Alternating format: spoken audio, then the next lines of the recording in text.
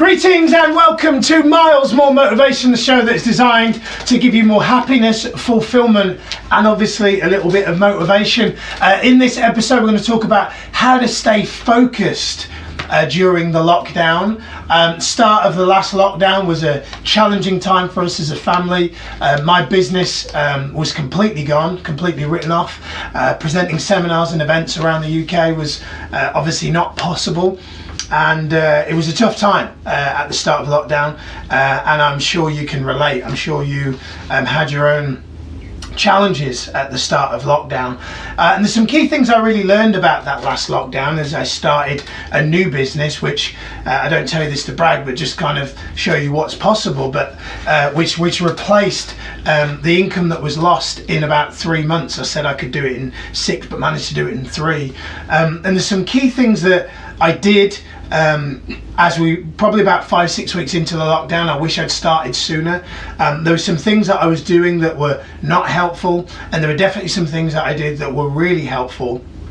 And definitely focus has been something I've really been working on with a coach and with a mentor over the past few months, and it's definitely making a big difference. So I thought I'd share with you what I'm going to be doing to stay focused during the lockdown, this next lockdown, and what I recommend as well. So everything I'm going to share in this one, very common sense, but not necessarily common practice. So the first one, something that I've been doing now probably for about pretty much all of this year, pretty much all of 2020, started it kind of late last year, is what I call, and before I show you, it's something that's so, most people that I kind of share this with, or I give them this as a coaching tool, most people hear it and they're like, oh, I so need to be doing that.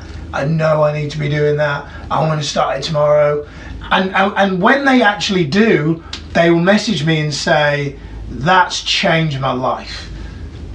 This is how powerful this one is, and it's so easy, but it's so, the reason, if you don't do this already, the reason you don't is because you're not even aware that this is a habit that you've got for most people. And it's what I call offline modes.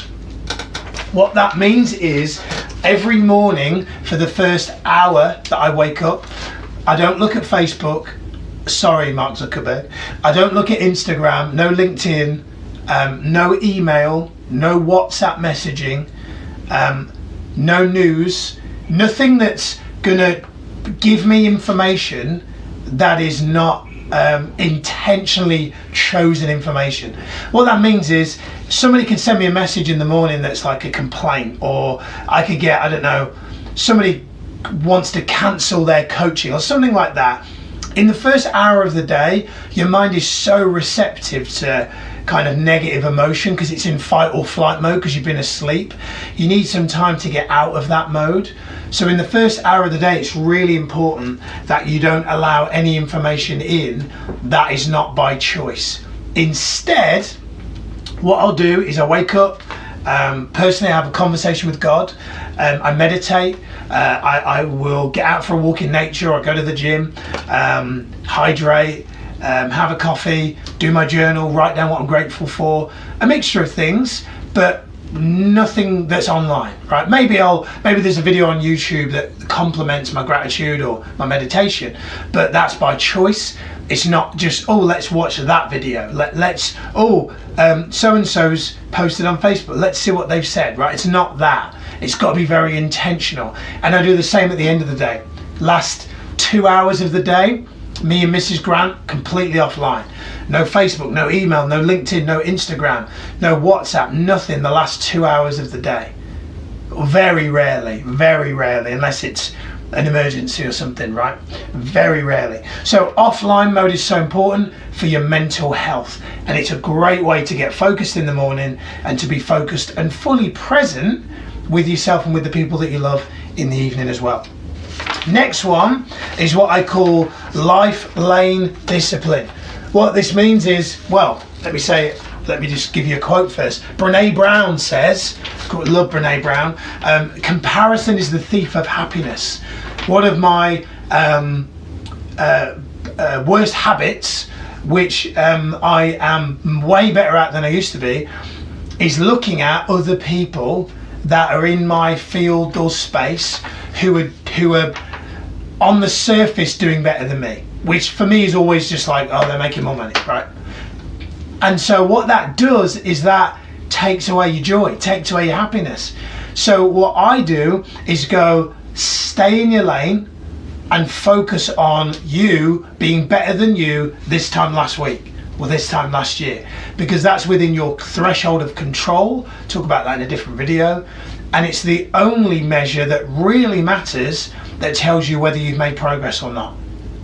So it's so important that you stay off social media as much as possible, and that you're really intentional with how you use your time, and that if you need to look at what other people are doing, it's just one or two people that you've intentionally invested time, energy, effort, money in, because you know that they're helping you to get to where you want to get to in your next phase. So for example, I'm in a coaching program that I've paid up for, and that person, if that person says, Miles, do this, I'm like, great. And when I look at that person who is ahead of me in business, I go, cool, it's a model of excellence, not, oh, poor me, I'm not doing as well as they are, right?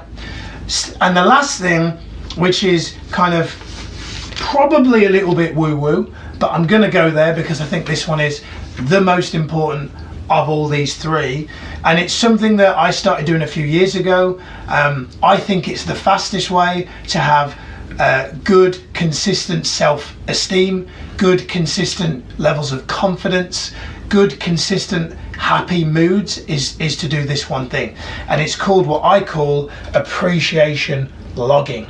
What that means is writing down every day, which I do every single morning, at least 5 to 10 things that I'm grateful for. You see, when you focus on what you're grateful for, it instantly takes away all the fear, all the worry, all the stress, all the anxiety is gone, because instead of focusing on what you don't have, you focus on what you do have.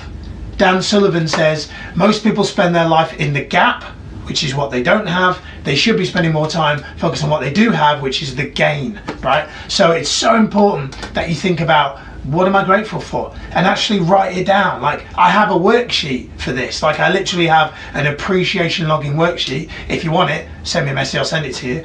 And it's just there, like, what am I grateful for today? It's like, you just write out 20 things. And I have clients that will print off like a month's worth of copies. Sorry, those of you that are like Save the Tree people. But it's really powerful to like write out every single day. What am I grateful for? What am I grateful for? What am I grateful for? What am I grateful for? It's very difficult to keep fear, worry, stress, anxiety, overwhelm when you're in a state of gratitude. So that's it. So I hope you found this video useful. If you have, as always, like it, share it if you want to share it. Comment, please comment. Let me know what you think. Your key takeaway from this video. And I'll see you next time.